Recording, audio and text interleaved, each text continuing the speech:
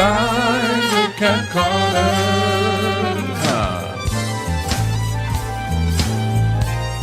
Get ready, set, let's go.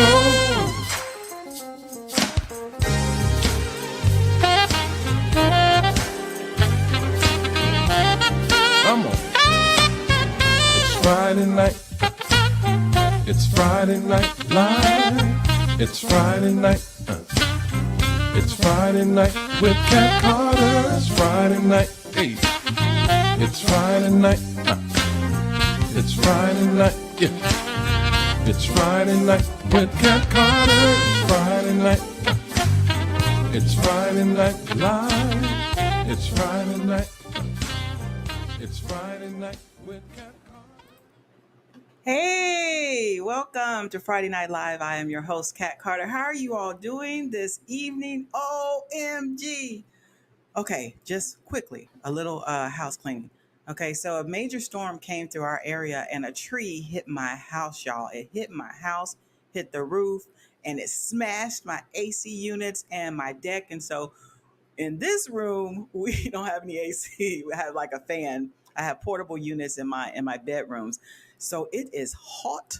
And then we just got another severe thunderstorm warning for my area. Are you serious right now? So you all keep me lifted while we do our program tonight. We got some major things going on tonight. First off, uh, Tasha Bernett is back. We are going to be talking about transitioning from high school to college. She is a college and career counselor. That's what she does. So we're going to be talking about that.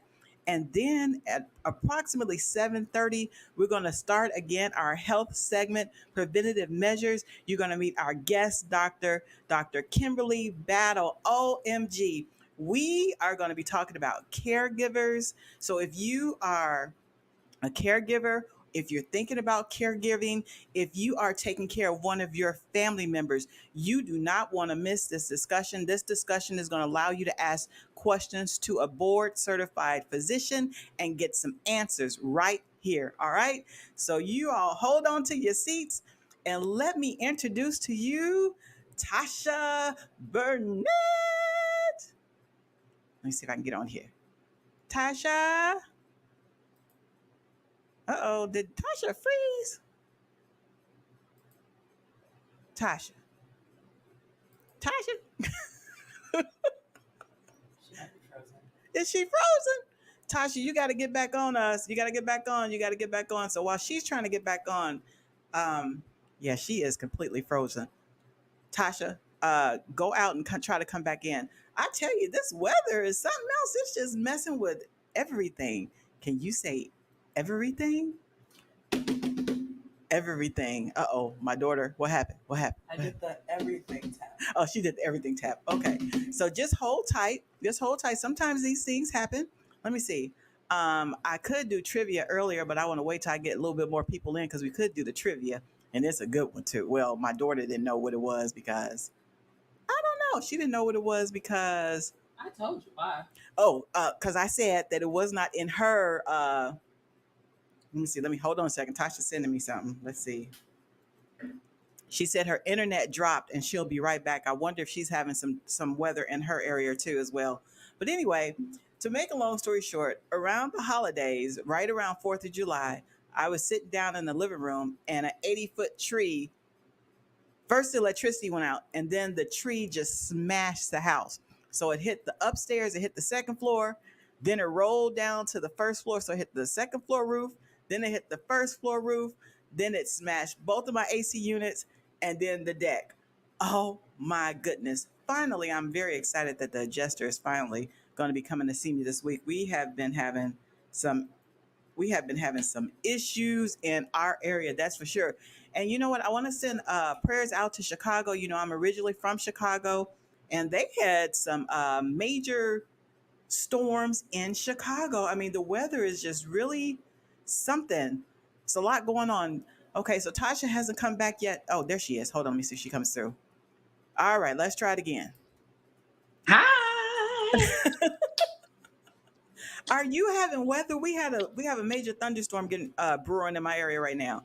Well, you know, with some I think it was raining last night and I'm not sure because I sleep through all of that, but Oh, isn't that crazy? As soon as we push the button, then all stuff just wants to just happen. That I just means it's going to be an know. amazing show.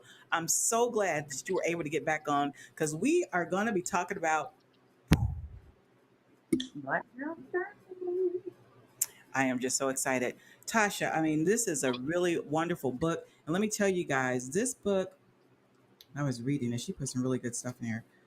This book is for if you are juniors or seniors in high school that may have just decided to pursue college and want to have a better opportunity for upward mobility. This book is for you. For those students or parents who have no idea of what the process is of applying for college, this book is for you.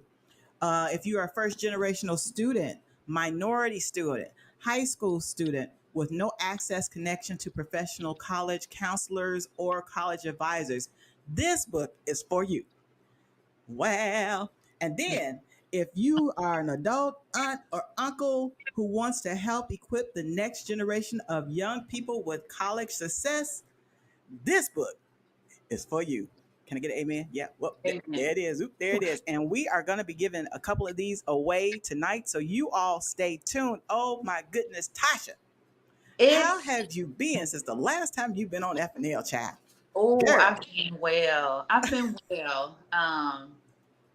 You know, life happens. Yes. But I have been so blessed. So in the midst of life happening, it's been good. God has been good. Amen. Amen. Well, you're looking good. I am so excited to have you back. I know your schedule is very tedious. So let's dive into this book.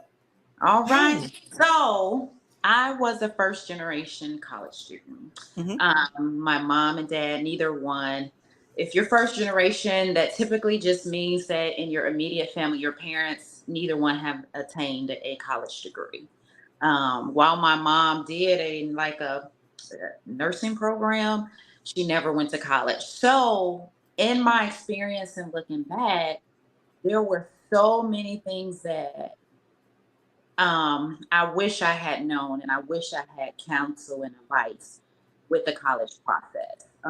So the book is just basically my story, and it's very condensed. I have people telling me, "No, you need to add more," so I may go back and add some more chapters. But it's just me Okay. telling my story for the college journey. But in me telling the story, I'm giving my expertise as a director of college guidance. So I'm just giving them some tips on what they need to look out for, particularly first generation students who may not have the resources or the information to make qualitative decisions. Yeah. Yeah. Okay. I want to dive in just a couple of chapters and you just give us a nugget. Don't tell the whole thing, just give us a little nugget. Okay. Okay.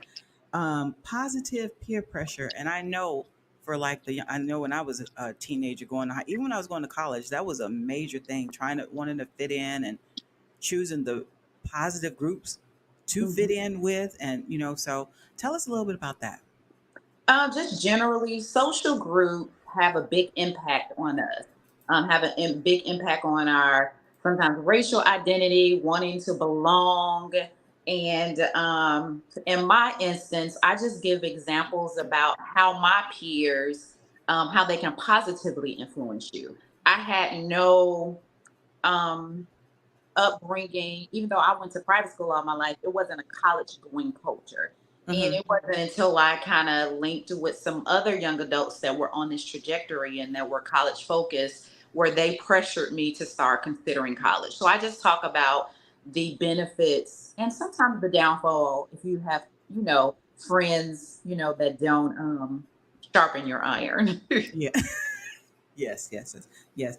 What I did learn, and I even as an adult, I've learned that we are not all raised the same way. We do not come from the same backgrounds, and so you have different types of personalities. And the sad thing about it, as being a professor now, I get to deal with adults.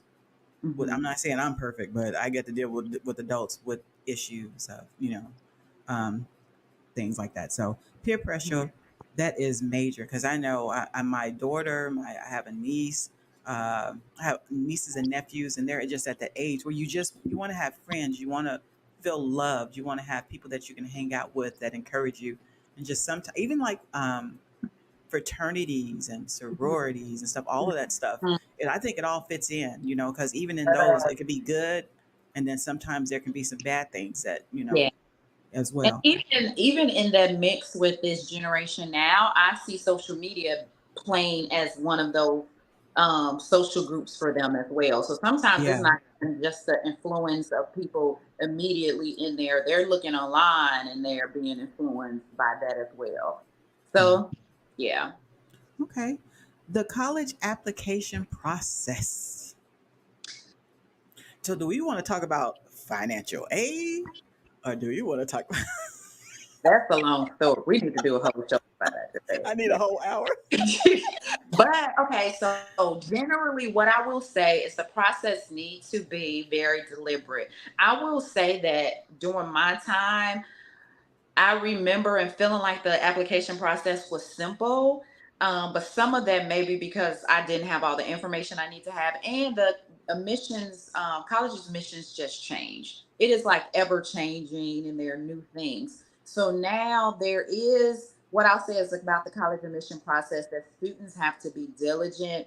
They have to follow the steps. They're not necessarily easy, but there are tasks that you have to follow, and whether you follow them and how timely you do it is going to have an impact on not only your acceptance but how much money you get. So to make it simple, the quicker you get your application in, a lot of schools now are doing early decision where you can get, the reality is the acceptance rate is higher. The more money you want to get, you need to get in the pool earlier. So the sooner you get your application in, the you get your acceptance, the sooner you're in the pool for the financial aid resources. So it's about being diligent, but also not waiting to the last minute to do things. Mm-hmm, mm-hmm, mm-hmm. I know that you have a foundation. It's called it's your last name and the foundation. Tell us about that. How did that get started? What gave you that idea and that passion to go ahead and start that? So the Burnett College and Career Advising Foundation, one of the things is just my passion for giving knowledge about the college process. Because really, that decision is very like one of the very first decisions that young adults make that has an impact on the rest of their life. So just in my work, what I do in advising college students, I would encounter students from different schools that even though they were at that school, they didn't have that support. And it was mostly students of color. So the foundation was created just to provide resources for students that didn't have a college counselor like me at their actual school. So that's just me wanting to provide information. Most of the time when I'm providing information is free unless I'm doing like individual consulting. We provide scholarships. We've done that since we've started in 2021. So every year we provide scholarships, and it's just a way to educate and equip students during the process. I think that's a wonderful thing that you can add scholarships because college is expensive. I mean, I don't know if it's expensive when I was younger, but now Kathy, it has it, quite, it's like it is tripled or worse. something. It is worse. I don't know if we're Oh, around the same age, wow. but I'm thinking we may. It is worse. And the other thing beyond, besides that, is that now, especially like what I say, my generation, we understand the significance of not coming out of school in student loan debt. So like I am still in student loan debt.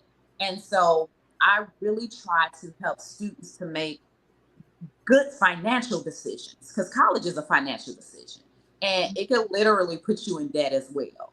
Yes. So just helping them to make those decisions that will be more, so they can come out and not be thousands of dollars in student loan debt. I think that it's wonderful that some of the states in the United States have where that if you're a resident of that state that you can go for free for like the junior college the first 2 years, and if you do well, they consider paying for you to go to a 4 year college. When I went to London a couple of years ago, I was shocked that some countries you don't have to pay to go to college. No, you And don't. so I was like, well, why? Because it could be a financial burden. It's like you're in a financial burden just to try to go to college in the United States. And I had considered actually taking some classes in another country because it's so expensive. But I'm so grateful that not all the states, but I know I think Tennessee is one that has you can go to school for 2 years at the junior college, and then it's free, or And it's not as expensive, and then you can go to 4 year college. I think Tennessee may be one of them. so it's not free. But um, the thing is though that they give out state scholarships, and usually that will cover um, your That is how community it's done. college. Now, when you transfer to a 4 year, you may have some funds, but usually those scholarships that states gives can help. The issue that I see is most students want to sometimes go out of state because they want to get out away from home, or they don't even want to consider junior college because they feel like that's like not really college. So some of what I have to do is also educate them on, hey, look, I know out there people like to put colleges on tiers and say a junior college is not good enough, or your local university in the city is not good enough. And the reality is, at the end of the day, that degree is what's going to be worth something, not the Yeah, name where you got it. Like coming out of $1,000 of loans and debt just to say you went to your dream school is really not a good decision. yeah, I agree. I agree. Speaking of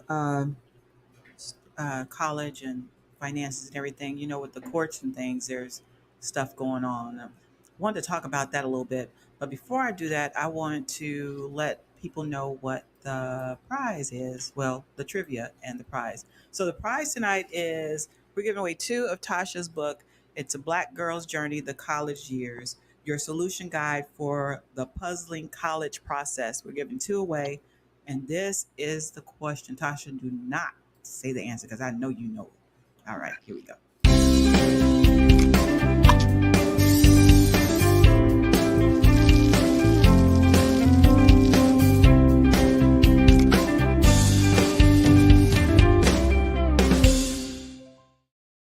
Hey, what was the name of the main starship in Star Trek?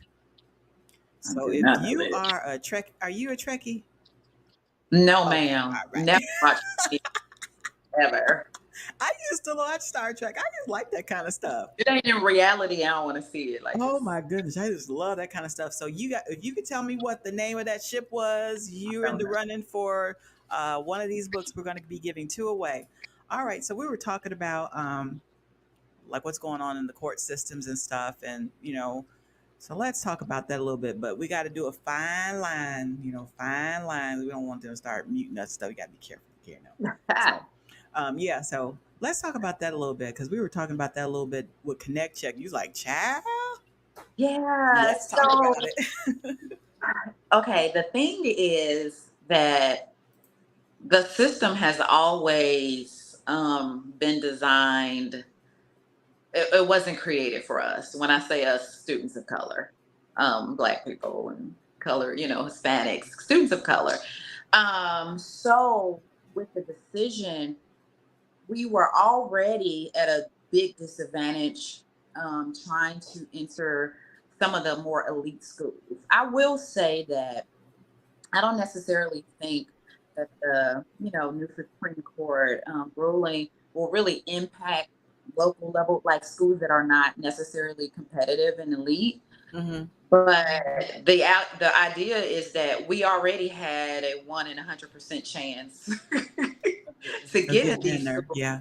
Yeah. Yeah, so now it's just like there's um even more structure to keep us out, basically. Tasha, I used to think that for the schools to get federal funding, they had to have a certain percentage of different nationalities or students going to this. I just in my head that's just what I always thought. So this is just going to be very interesting because if you have someone like at my school, specific faculty interview students for possible entrance into the school. So if you have someone that's racist or biased or whatever, you may be a good. How do you? I mean, how like how are we going to be able to differentiate that part of it? Like, because at the end of the day, you do have, I guess, I don't want to say gatekeepers, but you do have particular people that you have to go through. Like, but I know, like for professional school, they have to go through an interview process, and Mhm. it's just is what it is. And you are eligible for a spot. I work at a professional school. You are eligible for a spot based on not just your grades, but like that interview process, your Mhm. community service, all of that plays a part in that. So it's going to be really interesting. I was really shocked to see that because I know at my university we are very they highlight diversity and inclusion and all of that. And even when that ruling came down, I believe the president sent something that said, we still we value diversity, and he did send something out Yeah. there, which I did feel a little bit better when I did see that. But I agree, Tasha. Like, And I think this is a test for those schools that say we will continue to strive for diversity and not allow this to kind of affect the. We'll see. yeah, We'll see by looking at the enrollment data in the next few years and see if those percentages of students of color begin to drop. And what we have seen is that in those states that had removed race conscious admissions, hmm, the number of minorities dropped after that. oh, I'm So it's sure, a yeah, test to see, what schools really support students of color. And to be honest, as people of color, we need to be aware of that and want to give our money to those institutions that want to support us too. yeah. I agree. I agree. I definitely agree. All right, Cheryl. Let's see if somebody got the answer right. So the question was, do you want to take a guess, Tasha? Not even. Okay. What is the name of the ship? Yeah. What was the name of the ship? Uh no, I know I don't know. I only thing coming in my head is like a Wakabi something, and I think that was a robot or something. No, it was the Starship Enterprise, girl. Oh yeah, I don't You know. remember Captain Kirk, and what was the Doctor Spock with the weird ears? And Never ever watched the episode in my life. all right, Cheryl, do we have some winners tonight? Let me put our mic on. Do we have some winners, babe? She's checking. A couple of people got it right. All right. We should have did a Brady Brunch trivia. That was more my speed, Brady Brunch. I do all kinds of weird stuff. It just depends. I do all kinds of trivia. Okay, so when she gives the answer, there's going to be two winners. What I need you guys to do is go to Facebook and inbox, and I'm going to need your mailing address so I can send these books out. These books are already autographed, so you have Tasha's autographed book. See, it's already autographed, and so this is going to be a great tool for you if you have children that are getting ready to go to college, or if you have relatives or a friend. So who are our winners, babe? Our winners tonight are Donna O'Neill on Facebook and Marilyn Ford on YouTube. Congratulations, congratulations. Oh my goodness. So I'll be sending those books out. Congratulations to you two. All right, Tasha, we're like down to the last minute.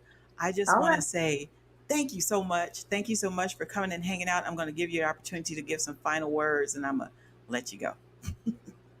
Thank you for having me. It's always a pleasure Absolutely. to come and share, especially what I'm passionate about.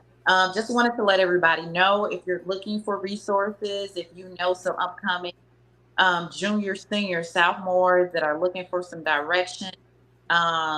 I think Kathy will share my information to get in contact with me.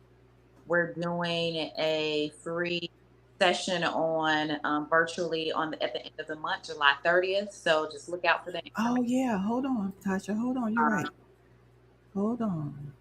I got it. I got it. I got it. I got it. There you go. yeah, so we're just, provide some free information, some tools for you to be set up. Even if you just want to know what do you need to have in your mind, so when you're talking to the college counselors at your child's school. So that's just a free resource, and I appreciate being here, Kathy. Thank you so much. Absolutely. I'm going to post this on the Facebook page. So you guys can go get the information, and I'll have Tasha's information so you can get in contact with her as well. Best wishes, Tasha, on your future Likewise. endeavors. And you know what? I get the Likewise. chance to see you like sometimes when your students get ready to graduate, and they're like, "I love her. She was my best." I thought Yeah. I just love those kind of posts. I think that is just so sweet to be able to impact a young person's mind or help them to get to the next level. I mean, I don't even. I'm not a counselor, but I can imagine that's just so rewarding just to see It's how. so rewarding. It Wow. makes it worth it. Yeah, we definitely need you. Thank you so much for all that you do. And I'll be talking to you soon. All righty. Thank All right. you. Take care, Bye. Tasha. All All righty. Bye right. bye. Bye bye. Did you all enjoy that? Oh, Tasha Bernett with Burnett Foundation. Yes. And so, congratulations to the winners. You all stay tuned. We have our preventative measures coming up.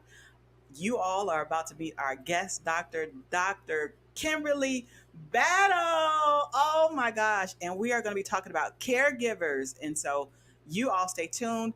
We're going to be spotlighting the Too Smooth duo right before Preventative Measures. This is our musical spotlight. And these two guys are stationed in St. Louis, Missouri. One is a saxophonist. His name is Rod Tate. One is a bass guitar or lead guitar. His name is Greg Haynes. He calls himself Happy Guitar. So you all enjoyed this, and then right on the other side, we're going to begin our preventative measures. All right, so you all stay tuned.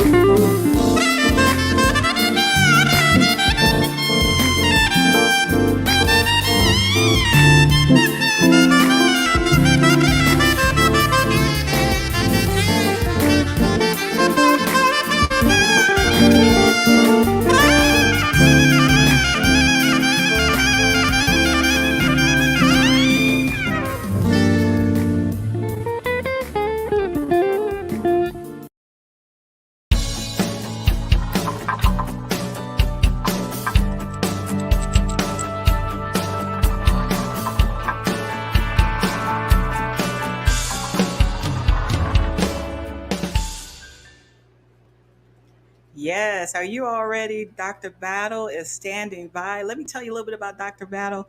I am just so honored to being able to connect with her. I want to thank Dr. Ronald Rimbert. You all know who Dr. Ronald Rimbert Jr. is, and I want to thank him so much for this connection. Dr. Battle is the CEO and founder of Dr. Kim Today LLC, home of Dr. Kim Today Academy. She is a respected physician, author, speaker, and coach with a special interest in the health and wellness of women in leadership roles. She has been in clinical practice for nearly 30 years, and during which time she established a successful practice caring for chronically ill adults and children in their home and office. She is also in a leadership role as a medical director for several large medical systems. Please give a warm welcome to our guest doctor, the very first one this year of Preventative Measures, Dr. Kimberly Battle. Hey, Kimberly. I think you're on mute. Turn your mute off. I think you're on mute. I got you. There it is. Hello, Kat. How are you? I'm so excited to have you on the show. Thank you so much. You all don't understand how busy doctors are, and I count it a honor and a privilege when they can come and hang out on my show. Thank you so much. It's my honor. Thank you for having me. I truly appreciate the opportunity. Yes, yes, And where I yes, can yes, share information where we can take care of ourselves and each other. I'm open always. yes. So, what are we going to talk about today, Dr. Battle? We're going to talk a little bit about caregivers. When we talk about preventative measures, caregivers are at high risk for neglecting themselves and developing illnesses. As they're trying to care for someone else, we just tend not to care for ourselves. So we're going to talk about preventing, making ourselves as caregivers unhealthy. Okay. Well, let's go ahead and dive on into it. So, Dr. Battles is going to tell us some significant information about caregiving and being a caregiver. And then I want you people to know, people that are viewing, we're going to be taking questions. So, if you have a concern or a question, put it in the chat, and we're going to try to get as many questions as we can. So, I'm going to turn it to you, Dr. Battle, and you can go ahead and start it how you want to. Okay, and what I would say is, Kat, is that I know we have a presentation prepared, Hmm. but I'm always open to flow in whatever manner works for you. Okay. Okay, so if there's more questions that need to come up, I'm really good with that. If you have to interrupt the presentation at Okay. any time, Thank okay. you, Dr. Let me Battle. share that. And then you're sharing your screen. I'm sharing mine. I'm going to share it for you. Okay. You need me to upload it. Let me Yeah, just I pull it think you up did for the. you. I want to say Yesterday. we did the PDF. Yeah. Yeah. Okay. While Dr. Battle is getting that going, I want to send some shout outs. Gary Smoot, how are you doing? Oh, and it's Oh his my birthday? goodness. Happy birthday, Gary. Sally Hill. Hey, Auntie Leisha Leash. Karani is holding it down on the Twitch side, moderator, the best moderator on this side of heaven. Hey, Karan. Brian Barzy from the Boogie Down Bronx. That's a tongue twister. I don't even know if I said it right. I'll get it right eventually, Brian. Marilyn Ford. Herman Miller Jr., hello. Welcome to FNL. Uh, That's my bowl. is it? Hey, Mhm. welcome, welcome. Oh, yeah, welcome, welcome, welcome. Okay. Um, Lyle Mays Forever, hello, hello. Thank you for your support. Thank you for tuning in. Marilyn Ford, hey. Donna O'Neill, did you win that book earlier, girl? You're going to love it. Let's see. Mhm. Earlcene Gerald, Walter Williams is the president of the NAACP in the Edwardsville, Southern Illinois district. Wow, yes. Um, Tina Wilson, hey, and Bonnie Wilson, hey. Shirley MBC, that's mom. Hey, mom. So grateful that she said the storms were passing over the family house, so she didn't have any damage in Chicago. All right, got some more comments.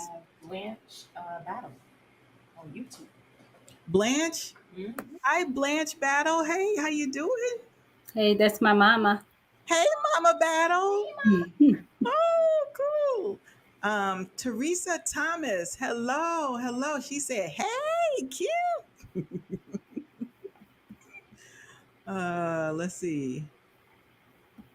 Gary, if I could sing, I would sing happy birthday to you, but that is not my anointing. And one thing I have learned is you need to stay in your lane. Now, I can MC a program, I can do all that good stuff, but I cannot sing. How you doing, Dr. Battle? You all right? I am You doing things? okay. Okay. Felicia Linear. Hey, hello. Uh-oh. Okay, Dr. Battle. We lost Dr. Battle for a second. So we'll wait for her to come back. All right.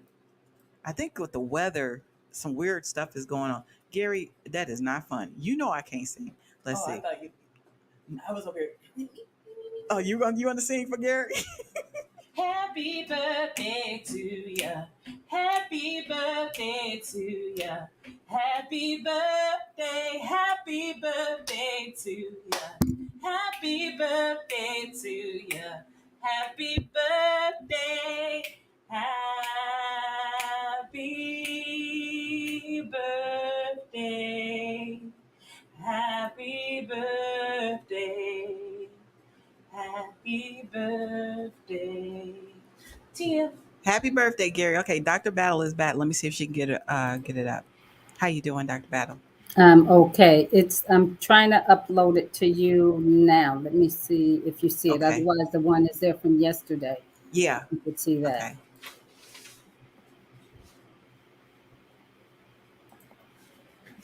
Dr. Miss Gerald said you better sing, No, Cheryl. I wanted to make a comment about Miss Tasha. Where was she when I was putting three boys through school? We really Tasha, needed that sh- information. Yes, that was a wonderful presentation and a good service. I wish thank you. we Thank you had so it there. much. Let me see. All right, here we go, Dr. Battle. Yes, we cooking with grease. And all right, you are you controlling? I'm controlling. You controlling. Think I I'm control. listening. Okay, okay. Well, welcome everyone. Thank you. I'm here to talk about a topic that I started my day with. Because when we talk about caregivers, it's mothers caring for kids, fathers caring for kids, parents caring for each other, whether you're caring for someone elderly in your life, someone ill in your life, whether you're a manager of a team and you're caring for the people on your team, all of that counts as caregiving when you think about caring for yourself. But as usual, I am going to start with my disclaimer just to say that I am providing information. I am not making recommendations. I am just sharing information. If you need additional information, I am always available at drkimnaday.com. So www.drkimnaday.com if you need to shoot me an email or if you have a specific question. I am not standing in the gap as your physician, but just to provide information to the community, which I am charged to do. So that's my disclaimer in long and in short. And we're going to jump right in. I like to do it a little bit information style, and then Kat will jump just right into freestyle, the way your show flows the best. Um, Sounds good. I'm sharing it to some caregiver groups while you're talking. Okay. And what I want to do is start with a few statistics, and it's just a couple, but I think it's important for you to know the risk to caregivers. Um, right now, we know that there's about 53 million caregivers in the United States. And I would say that since the pandemic, that number has probably gone up, I would venture to say, because there was a lot of debility as a result of COVID. So we have a lot of people with long COVID who are needing care as well as our usual population. About 60% of caregivers are female. I don't think that was news to anyone. Women care for each other, but that also means that 40% are male. People often don't provide support to male caregivers, but I just want you to keep that in the back of your mind for those around you. About 56% of caregivers report that they have to make job accommodation. And you'll see that that impacts us financially. So a lot of women have to leave their jobs to provide care, whether they're in their home or someone else's home or running back to a facility to care for someone, or if they're raising multiple children in their home. That's considered caregiving as well. And sometimes women often have to leave their jobs. Men less so, but occasionally they have to leave their jobs too to care for others. And that puts us at risk, both financial risk, mental and physical risk. Most caregiving is full time. About a third of caregivers provide care full time, some part time basis, some intermittent. So maybe someone is well and then has an acute illness and you have to care for them for a little while. And then they can recover from that illness and you can return to your life. So caregiving occurs in many facets. When we talk about the financial difficulties, they are numerous. Starting with if you have to hire a caregiver outside the home, it can be very expensive. The state and federal government sometimes will provide for caregiving depending on the category it's in, if it's related to someone's health or level of debility or disability. Then you may be able to get some financial support. But for the most part, it's out of pocket caregiving, whether you're buying supplies, medications, food, other equipment to help care for the person in home. Or again, when we talk about the fact that you're incurring these expenses, yet you may have had to leave your job to provide care. The financial impact of caregiving can be pretty devastating sometimes. As far as symptoms, and this speaks of symptoms related to the caregivers, not the ill person you may be caring for or the other people you may be caring for, but as a caregiver yourself, there's 40 to 70%. So about 2/3 of caregivers report that they experience depression and anxiety. Never mind the aches and pains, the depression and anxiety, and that makes caregiving even more difficult. There's a very high level of stress and burnout if you're a caregiver. And so the main thing is not to depress everyone with these numbers, but to make you aware. Because if you're aware this can occur, then you may intervene early. And that's why we're talking about preventive measures. And then the final demographic is that about 1/3 of the caregivers are age 65 or older. Okay, I'm almost there. I'm 60.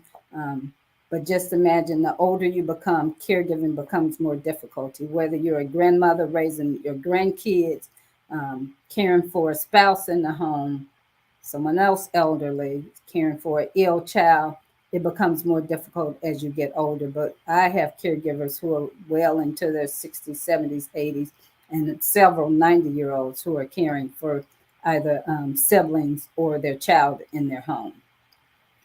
Mm-hmm. And then we know that about 1/3 of caregivers are African American or Hispanic in ethnicity. So I always like to share this quote that is not the load that'll break you down, because we carry a lot of loads even beyond caregiving. So whether you're working, helping a friend out, whether you have 2 jobs or 1 job, we carry a lot of loads. But it's not so much the load that'll break you down, it's the way that you carry it.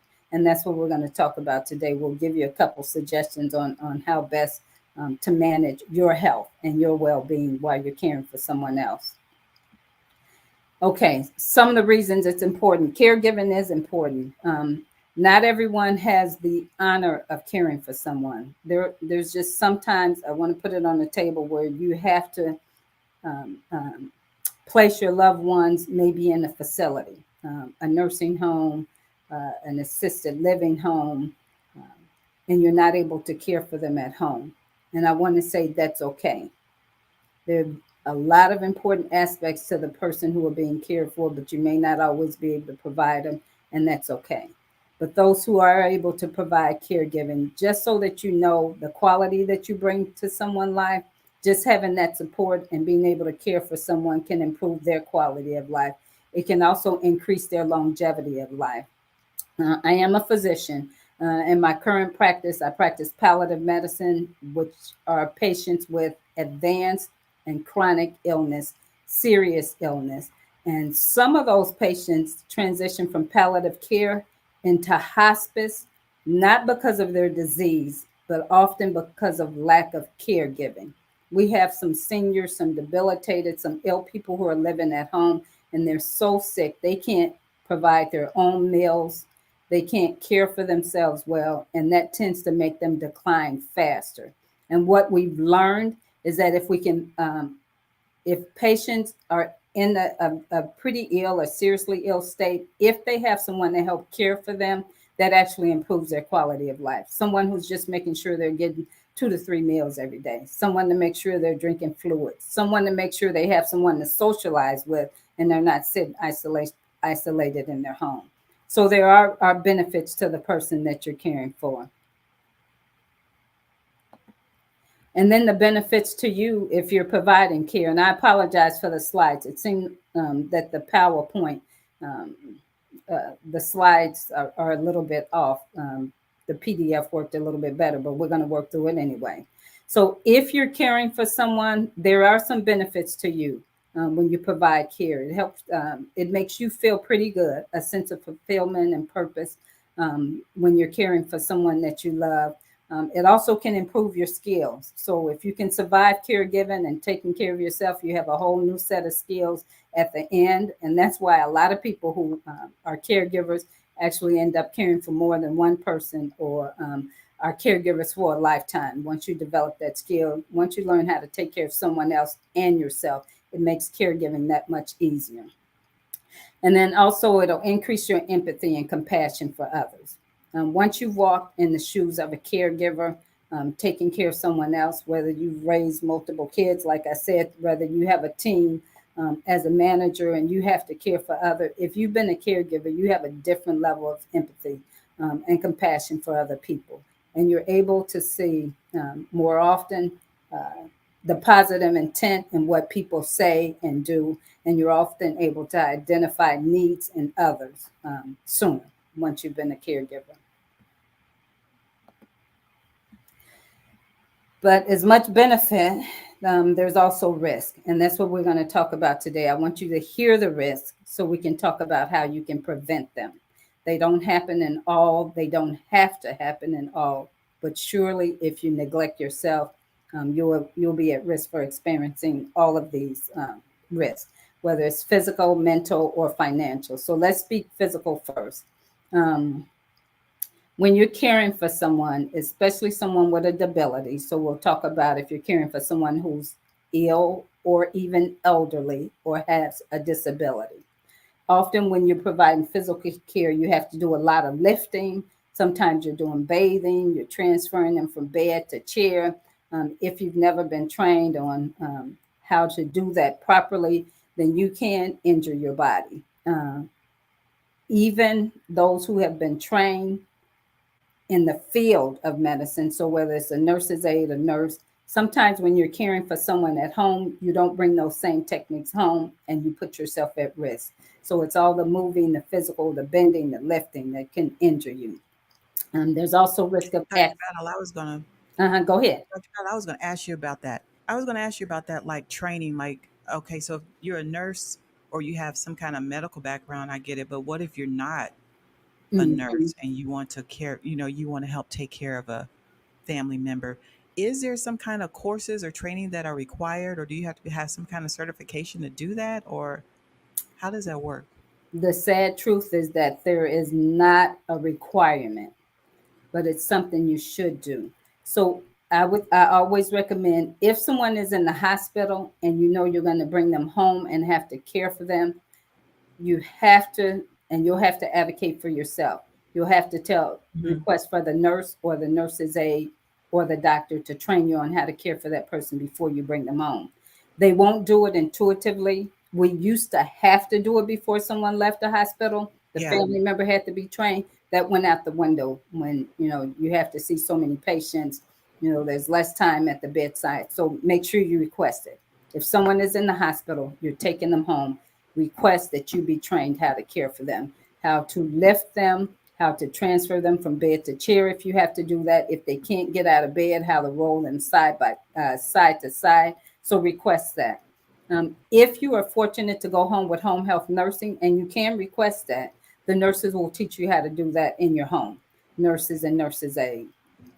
Similar, if you're fortunate, um, um, that you'll have the support of hospice when you go home. So, in someone who's very ill, maybe approaching end stage disease in their last 6 months or so of life, if you can get the support of hospice, they give you phenomenal training. The nurses come in and train you, and the nurses' aides will come in and train you how to care for your loved one. They'll help you do it, but they'll make sure you know how to do it and do it properly. And then, short of that, there's always YouTube videos that'll help you.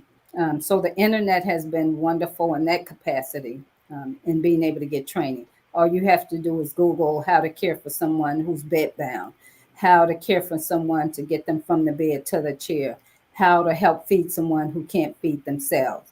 So make sure, like they said, make sure you advocate for yourself. I see one of those comments to request that support. Otherwise, you can look it up on the internet. I'm Mhm. glad that there's an option where you can get some kind of training if you need it. Because I mean, I don't know. I wouldn't want to put my loved one in a nursing home. To me, that's not really an option. But if I don't have the training, it's good to know that it's out there where I can get it so that I can take care of my loved one. Yeah, and it's Thank you, Dr. important, Battle. Kat, it's really important that you actually have that training, because not only can you injure yourself, you can injure your loved one too. We deal with a lot of falls and injuries because of uh, lack of training. It's not intentional, but it can occur. Right. But if you're trained, you can help protect both of you, both the person you're caring for and yourself. Mhm. Okay. Um, some of the other risks we'll talk about. The physical risk is the risk of actual illness. Um, so I'll say I'm relatively well, but I provide care for both my dad and my godmom now in my home. Before, it was running back and forth to their home. So the illness is real, because between the exhaustion, the stress, your immune system will actually go literally into the toilet when you're up under chronic stress, lack of rest, stressing your body out. So you're at great risk for that. And we'll talk about how to avoid some of that. The other risk is that if you have medical problems, even if you don't have medical problems and you start experiencing symptoms, if you neglect to go and figure out what's going on with you, something that could have been prevented by the time you show up at the doctor to take care of yourself may be in advanced stage. So um, I would just say make sure you know that these risks are real and there's ways to prevent them. The mental health is really real in caregivers. I want to stress that because this is actual mental health month in African Americans, by the way, and Blacks. July is mental health month. As a caregiver, you're at high risk. If you ever went into the hospital and a social worker speaks with you, they will kind of survey you or question you to see if you are experiencing stress or depression. So it's being isolated from others. It's the stress of always doing the caregiving, the lack of rest, the lack of nutrition that you can experience, both stress, anxiety, depression, the guilt of saying, Lord, I wish this was over. Why did I take this on? The guilt that's related to that. And then the grief sometimes, as you see someone decline that you're caring for, there's anticipatory grief. because you actually see what's going on. And most important is the frustration. And I'll say the frustration is real, because sometimes you're so busy caring for someone and you know you need some help and no one will reach out and help you. And then it just becomes a vicious cycle. You get angry, you get more depressed, you get more anxiety. So all of this is a vicious circle. So we're going to definitely talk about taking care of your mental health. And then last, the financial I already mentioned, between the cost of caring for someone, if you have to leave your job, and then legalities too. If you can't access that person's finances, trying to get permission to access their finances, all of that is real. So I'm going to say what we recommend and what we'll focus on. These are all the ways that you can help mitigate some of this stress. These are all preventative measures in caring for yourself. So prioritize yourself first. Okay. It's kind of like they say on the airplane, put your mask on first and then care for somebody else. How you prioritize yourself can vary. There's a lot of different ways. I actually started my call today at work. The manager who led the first call of the day at 7:30, this is what her opening reflection was about us caring for ourselves. Take some time this weekend to do something for yourself. And because of time and the opportunity for people to ask questions, I'm going to probably end with this slide. But prioritize your health. If you can, exercise when you can. You don't have to get out the house to exercise. It's wonderful if you can. But if you have anywhere in your home, any floor room, any walking room, take 10, 15 minutes. We know you don't need 30 minutes an hour, 10, 15 minutes every day, 3 times a week. Walking back and forth in your home or just doing some stretches can make a huge difference. Eat right as you can. I always say, do something for yourself. And if you can, make it something that's not food and doesn't cost you money. Because my self-care techniques for the longest was always, I took myself to lunch. I always took 30 minutes out of a week. I took myself to lunch. I'm going to tell you, those pounds added up over time. So I found other things to do to care for myself other than eat. I loved it though. And so now I might eat, but now I do other things for self-care. And then try not to make it something that costs money. Because for a lot of people, you're already in a financial burden, and you can create even more stress and debt by always making your pleasure or what's for you or your me thing something that costs you money. Try and just reach out to others. You can try journaling. You can try writing down your thoughts. If you like to meditate or do yoga, absolutely, you can try that. For those who are really stressed or depressed, please just take some time and maybe reach out to a counselor or a therapist. All of that is online now. You don't even have to go into someone's office to get therapy. Take some breaks. Take 5-10 minutes. Sit, kick your feet up. Take a bath at night. Go to bed on time. Lack of sleep can increase all of your symptoms, your anxiety, your stress, your level of frustration. A good night's sleep can make a difference. So just say one night a week, I'm going to get 8 hours. Have someone else sit with that person if you need to. Do what you can to just practice good hygiene for yourself so you don't get illness. One of the things I always talk about when we talk about illness and boosting your immune system, and I'll have to come back for this, Kat, another platform on vitamin D. Vitamin D Yes. is known to be wonderful for your total body. You have vitamin D receptors literally from your head to your toe. God put them there for a reason. And we know we have a lot of literature to show the benefits of vitamin D and boosting your vitamin D level to where you're not vitamin D deficient. And vitamin D deficiency, by the way, is very common in darker skinned individuals, but especially in our African American population. So if you need any more information, if you can't wait for the next few shows for that, you can reach out to me as well on drkimtoday.com. And I actually have a QR code at the end. That's a website where you can go and learn about vitamin D3. Also, one of the things you can do as far as prioritizing yourself, get out and see people, see your girlfriend, see your family, make a phone call, sit down, joke and laugh, do all of those things. And I think with that, Kat, I'm going to close out the slides. I'll bring up the last slide, but because this really just reiterates a lot of what we said. There's resources that I can send anyone if they need them. If you reach out to me at drkimnaday.com and just request a resource list. The resource list, I want to say that you cannot do everything. You do not know everything.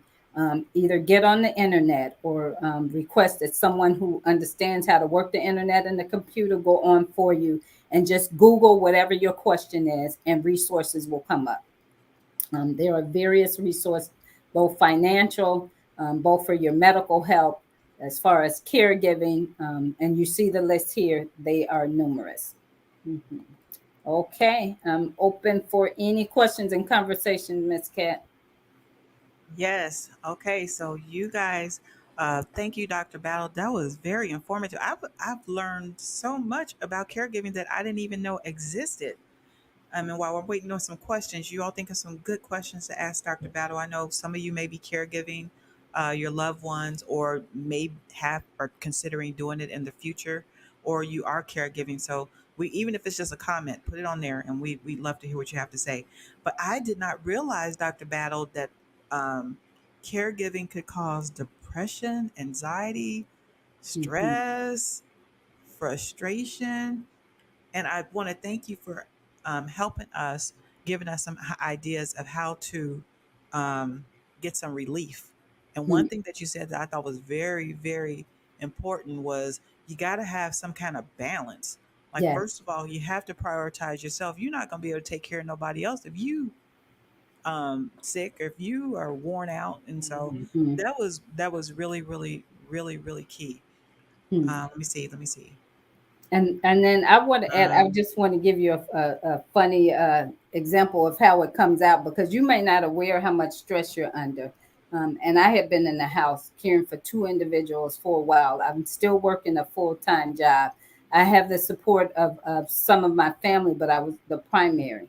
And my sister called me mhm. one day and she said, "Did you get Dad's phone fixed?" And I literally went berserk. Oh, I wow. went off. I'm like, if you worried about having his phone fixed, why don't you come over here and do it? You know what I'm dealing with over here. I just went totally off. And it was so extreme. That was my first clue to me that I was approaching a point of burnout, and that I had better stop what I was doing and practice what I preach and taking care of myself. So if you're a caregiver, if you're a manager of a team, if you're responsible for anyone except yourself and you have an extreme reaction to things, just stop, pull back, and see if that's more about you and less about the actual incident that you just went off about. And it was more about me. I brought, at that point, we hired a caregiver who helped take some of the load off of my back. I was able to get back to exercising the way I had been prior to this. And then I was able to Mhm. find myself again. So I just want to say that sometimes you won't notice it in yourself, but beware, it can happen. Yeah, that's what I was thinking. I was thinking you probably didn't even know how worn out or frustrated you are until they just mess with that last nerve, especially if you're like doing everything and you have siblings or you have other people that are not even trying to help. I can get where that can be really frustrating. But Yeah. also you mentioned um, okay, you told us that we can get our training. I wanted to ask you, when should the nursing home be an option? Say you're someone, you don't want to put your loved one in the nursing home, but is there a situation when that should be considered? Yes, there are some situations where we actually will recommend it. I'll say, as a medical team, there are some times that we will bring patients into a hospital just to transition them to a nursing home. I'll give some example, especially if you have someone with dementia, different forms of dementia. As they progress, you'll get some behavioral disturbances, and sometimes patients can become, or your loved one can be very aggressive in the home. So if they're at risk of hurting themselves or someone in the home, then that's a good time to consider moving them to a nursing home. Two, if you are burnout or if your health is impaired, and caring for someone makes you worse, um, uh, that's a time to consider. I want to say this, not to be insensitive, but to tell you the reality. We bury as many caregivers sometimes as we do patients because the caregivers have neglected themselves so they haven't taken care of their medical problems and they die as a result of their medical problems that have been neglected. Oh my And then goodness. we're in a stressful place of trying to find caregiver for this person. We typically will pull them in the hospital right away until we can find another caregiver. But this is why I speak about this often and as wide as I can, because it's wonderful to be a caregiver, but know your life and your health are at risk if you don't take care of yourself. You're talking about preventive measures. If you can take preventive measures, you can care for someone for a long time. If you don't, they can end up burying you. Wow. Um, when you were talking about when you were frustrated, you went off. Teresa Thomas said she snapped. I did. I'm telling you, I straight snapped. It was so funny. My husband came out the room upstairs and he was like, "Ooh, what's going on down there?" And he went right back in his room. And then he did talk to me later. He did talk to me later because there's a time and I place for have quite a few. everything. Oh my God. I have quite a few comments, and a lot of them is thank you, Dr. Battle. Very informative, great information. Marilyn Ford says she's going to reach out to you about more information on vitamin D. So maybe we should talk about that like on another show and the importance of vitamin D3. We Yeah. should talk about that. And then Teresa Thomas, she wants that list. Where did I see it at? There was a list, I think, of all of the Oh, the that resource list. reference list of all the Hmm. resources, and she was wanting me to put in the comments, and I don't think I can. What I can do, I can put it on my Facebook page. I don't know if we can copy and paste right off of my media director is going to try. Um, Does she want me to go back to the Herman, slide? And people yeah, can if you go back to screenshot while it we're too. talking, yeah, Yeah, let me do yeah, they that. can screenshot it. Good idea, yeah. So Dr. Battle's going to go back to it. Let me move this so they can see it. So you all can take a picture with your cell phone or whatever so Yeah, that you can have that while we're talking. Um, yeah, and that's an excellent list, and that's more. I just put as yes. much as I could on one page, but the list is vast. And if you need to reach out to me, absolutely. If it's something very specific you're looking for resources for, let me know. And you know what, Kat, I didn't mention it to you, but I'll bring it up. Is Hmm. that we're Okay. going to do in the south suburbs? There are a couple churches we're going to get together and do a retreat for caregivers because I made a declaration that I would start doing that. We'll do like a day and a half retreat for caregivers. And we'll do it Hmm. in different areas. So I'll make sure I provide you with that information when I do, but I'll definitely put it on my website when we set a date. But I'm going to push to do it quarterly, and we'll have different groups. So maybe I'll have some where there's leaders who are trying to balance work and family and life. I'll do it where there's Hmm. actual caregivers, where you're caring for someone who may be ill in the home, because then we can bring in trainers on how to care for someone. And we can do it during that retreat. So we'll get different populations, but I'll make sure that you have it. And I'm going to look to do them at least quarterly. Yeah, and I can put the information on the page so they can get that. That'd be wonderful. Thank you Mhm. so much, Dr. Battle. Lori says it's so costly having someone in a nursing home, which leaves many with Ooh. no choice but to bring the loved one back home. Hmm. I'm gonna just tell you, I inquired. I would say almost foolishly, and now I've been working in medicine over 30 years, like you said, sending people to nursing home back and forth.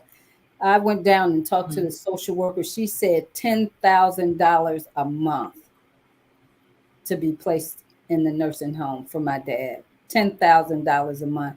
I'm not sure how many people have $10,000 a month to put their loved one in a nursing Right, home. Yeah. right. The VA does offer benefits though, so make sure you check one with your insurance. Make sure you check with VA. Make sure you check with Catholic Charities because they can provide support. And I'll say if your loved one was a veteran, don't make any assumption. Call the VA. They have so many services available. If you're caring for your loved one at home, they'll pay a certain amount for a caregiver to come into your home. VA, Catholic Charity, a couple other organizations will pay for a caregiver, maybe not full time, but at least part time to give you some relief. They also offer what's called respite. That's where sometimes you can place your loved one in a nursing home, maybe for a week if you wanted to take a trip or if you just needed a break. They'll pay for respite as Mhm. well. The best support we have in the community is hospice. If you have someone with advanced illness who you think may die, if the doctors say they may die in 6 months to a year, then you can benefit from hospice. I know people have a fear of hospice, um, but I will tell you, it's the best support in the home. They say they may die. They don't have to die. No one can predict when someone is going to die.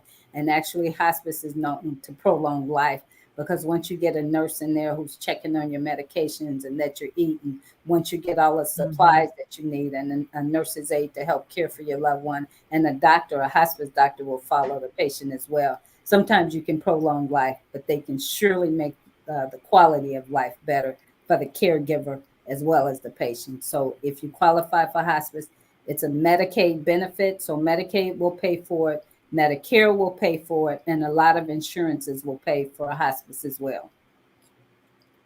Okay. I can attest for that because I was shadowing. I was shadowing a. I think it was an RN nurse. It's been so long, but I was shadowing her, and her job was to go around and go visit the patients. And Mm-hmm. that because I used to think hospice just meant death, like Mm-mm. they're on their lap, but it doesn't mean that. And Mm-mm. that's when I learned that it. That's when I learned what you just said. I can't put it as well as you did, but it doesn't necessarily mean that someone is about to die. I mean, in some instances it is, but that's not always the case. In my Correct. head, I thought that's Mm-hmm. what hospice meant, where there's nothing else that they can do, and it's all, but that is not the case. So, Mm-hmm. yeah, that would be wonderful if someone can qualify for that to get some extra help. Yeah. Um, And hospice. Blanche is Blanche. Oh, go ahead. Go ahead. That's my No, no, mom. no. Go Go ahead. ahead, Blanche. Blanche, Mama Battle was saying that her tablet is fuzzy, but the list is fuzzy on her tablet, but clear on her cell phone. And I'm not sure. It may be the weather. We're under severe thunderstorm right now. I don't know if you hear the thunder and lightning. I'm just praying Yeah. everything just stays. But I don't know if that's affecting. Um, and Teresa, what we're going to do is, if it's okay with Dr. Battle, I'll put a copy of this list on the Facebook page. Is that okay Mm-hmm. for me to do that, or is that okay? Yes. And I'll put Mm-hmm. that on the Facebook page, and you all can go back and get it a little bit later. All right. Yeah. You thought that too. Teresa thought the same thing. Yeah, I thought hospice meant like there's nothing else that they can do, and Mm-mm. then that's it. All right. Mm-mm. And Anybody have any? I'm sorry, can I just say one last thing? No, I was. Yeah, yeah. Okay, if your Go loved ahead. one does have an advanced illness and they may be dying in less than 6 months, you really want to support of hospice because they really teach you how to just make sure they can have a quality life and not suffering even at end of life. So it's that whole 6 months to a year you can benefit from hospice. But towards the end, please don't be afraid of hospice because the comfort that they can bring is amazing. And it doesn't mean they're going to stop everything or take away food or Mhm. medicine or any of that. It means they're going to contribute and provide more into your life: medication, equipment, training, um, information, so you know what's going to occur. Don't just please don't be afraid of hospice. Um, just know it's the All best right. thing the government has to care for you at home sometimes. Uh, what does hospice mean? Mm. I wonder Hospice, are those letter acronyms? no, it's a philosophy of care. Hospice is more a philosophy of care. It's care that's provided by a team, an interdisciplinary team. So you typically have a physician, a nurse, a social worker, a chaplain, and a nurse's aide. That's the core of your team. And the intent of hospice is to provide comfort when you have an advanced illness and you're approaching end of life, where we say 6 months to a year.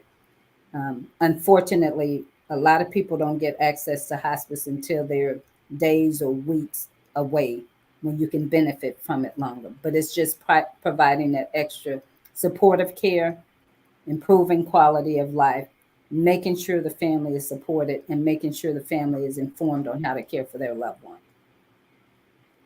Okay. Mhm. Regina Jones is on here. She said, "What about the caregiver who would love to get away for a while but don't have anyone to relieve you, and you cannot leave your loved one alone because it's a safety issue? You have no money to do that." Hmm. Um, I would say the word that we use for that scenario is if you need respite, RESPITE. So look up respite. Some insurances have a respite benefit in them. Medicare has a respite benefit up under it. Usually you have to go through Catholic Charity. If you're a veteran, you can go through the VA. There's other resources, but look at respite. Um, and Can you then spell it again, Dr. Battle? I'll put it in the comments. RESPITE. And it's just like a break or need to get away. If you enrolled in hospice, hospice has respite as part of the Medicare benefit, where they'll help you place your loved one in the nursing home. And all of the hospice care will transition to the nursing home. They'll still check on your loved one in the nursing home while you either step away, whether you're going on vacation or just want to be at home a week by yourself. And it's provided for up to 5 days in a row. And a lot of Hmm. hospices will provide it either like quarterly or a couple times a year, but it's available under different Okay. resources. Mhm. Okay. Are there any other questions for Dr. Battle? Let me see. Terry Smith says Catholic charities offer respite free. Okay. Mhm. Mhm. You have to apply for it and you have to get approved for it, and go through the process. Catholic Charity also offers a lot of other resources, and just inquire. Just say, what does my loved one qualify for? They'll come out, they'll see what your need is, and most often they'll tell you. But if you think you need some, just request it, and they can tell you yay or nay. And also check their website; it'll show you the list. The VA and Catholic Charity. Look at their website. And also, if Okay. you have like someone with dementia, the Alzheimer's.org website will tell you a lot of the information that you need, a lot of the resources that are available, and the questions that you should pose to, like either the doctors, the social workers, who may be able to get you those access to resources. Oh, there's my brother in law, too. All right. I mean, the Mhm. family is just coming in full force. That's wonderful. Yeah, they support me. That's why I'm able to do all that I do. My family is wonderfully supportive. Not everyone has Yeah. that. Oh, can I say one last thing, Kat? I keep saying I'm gonna say the last thing. Absolutely. I We do got want to time. say We got this. 10 more minutes. Don't get frustrated. Don't get angry if you haven't reached out and told someone what you need. Sometimes people will say, "Can I help you?" And you're so in the midst of caring for someone, you don't even know what to request. Take the time to sit down and write down what others can help you with, whether it's grocery shopping, helping to clean. Can you come sit at the house for 2 hours so I can go to church on Sunday? Write down the things that could potentially help you, especially those things that allow you to care for yourself. And then when someone says, "Can I help you?" you have a list that you can pick from. Or if you know there are other people in your family, call and make the request. Because don't assume that anyone knows that you need some help. Don't make that assumption. Don't get mad because no one's helping you because you haven't said anything. Make sure you reach out and say, "Can you help me do this?" And be specific. Okay. People want to help, but they need Um, you to be specific. yeah. Mm. Okay. Here's another question. Do you know of any mega churches that may have programs that you are aware of? Yes. I know my church has a program for caregivers. So, New Faith Baptist Church International in Matson. And I also work with Life Church. And I hope it's okay, Miss Jackie. I hope you're on here for me to share. But Life Church in Chicago Heights, they have a phenomenal caregiving program as well. Okay. Terry Smith Ashford said it's not income based, but based on caregiver need. They give Mhm. about 2,500. I wonder if she's talking about the Catholic That charities. I'm not is. quite sure. I had to go back up and look at the. It could Okay. be Catholic Jeff charity. Roach. That's my uncle. It could be Catholic charity or VA. Both of them offer stipends to family. the VA will actually pay for you to care for your loved one in the home. Hi, Uncle. Hey, Mhm. Uncle Jeff. Everybody's here. I'm just meeting the whole family. This is wonderful. Okay. Um, Teresa put NFBCI. What is that? That's New Faith Baptist Church International. So Okay. if you're looking for caregiver support, we do have a caregiver program at New Faith, and Life Church does Okay. too. Hmm. Okay. Yeah. Well, Dr. Battle, I don't see any other questions. We're close to the end of the Yes, hour. ma'am. I want to thank you so much. Oh my goodness, this was just very informative. I had no idea of the things that caregivers experience. And this is some rich information. You have people in here that are caring for people. I know that this was Hmm. very, very helpful. Thank you so much of giving of your time and hanging out with us. I know that you're busy, and I'm hoping that we can do some more preventative measures um, very, very soon. Do you have any Absolutely. final comments or remarks that you would like to do? You can do that now. Yes, my final comment is when we talk about preventative measures, if you're a caregiver, please take the time to take care of yourself. You can do that in 5 to 10 minutes a day at the start or the end of your day, whether it's walking, drinking extra water, getting extra sleep, going outside, getting some fresh air when it's safe to do so, calling a friend, watching a movie. You can do something that's no cost, something that's enjoyable to you, but I'll tell you, if you don't prioritize yourself and create a habit of doing it, you won't do it. So if you don't put yourself on your to-do list, it's not going to happen. So be very intentional and say, every Friday I'm doing this. Every Monday I'm doing this. Once a day, I'm going to take 5 minutes to just sit and close my eyes and deep breathe. Make yourself a priority. Make it a habit. I That's think it. Teresa put on there, it was like a nugget. She said, self care is not selfish. I think that's what she put. I was like, ooh, that's good. Mhm. A That was lot like of a people, nugget. I could have put like yeah, yeah, I put, that was good. That was good. That was Teresa, good. that was All wonderful right. because a lot of people say if they're taking me time, they feel like they're being selfish. It's not. I think you're selfish if you don't, because if you go down, what is your loved one going to do? Right. Hmm. Right. I definitely agree.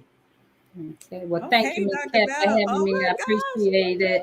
My pleasure. Yes. Oh my gosh. This was awesome. You all say bye to Dr. Battle. We're going to see her again soon. Thank you so much, Dr. Battle.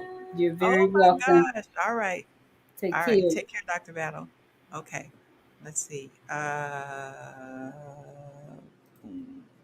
All right. Did you all enjoy that? OMG.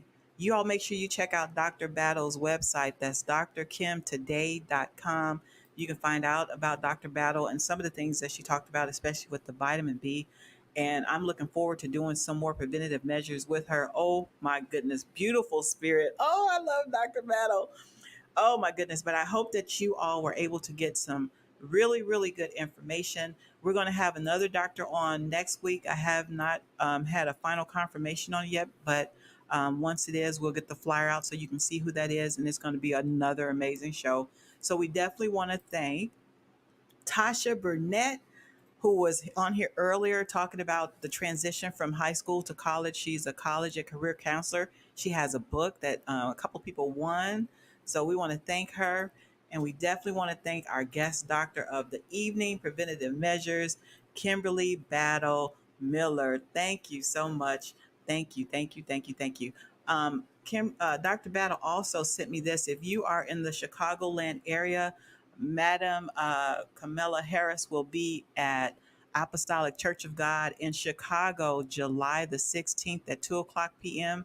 The doors are going to open at 1:45, and this is a Rainbow Push Coalition celebration of Reverend Jesse Jackson's life work.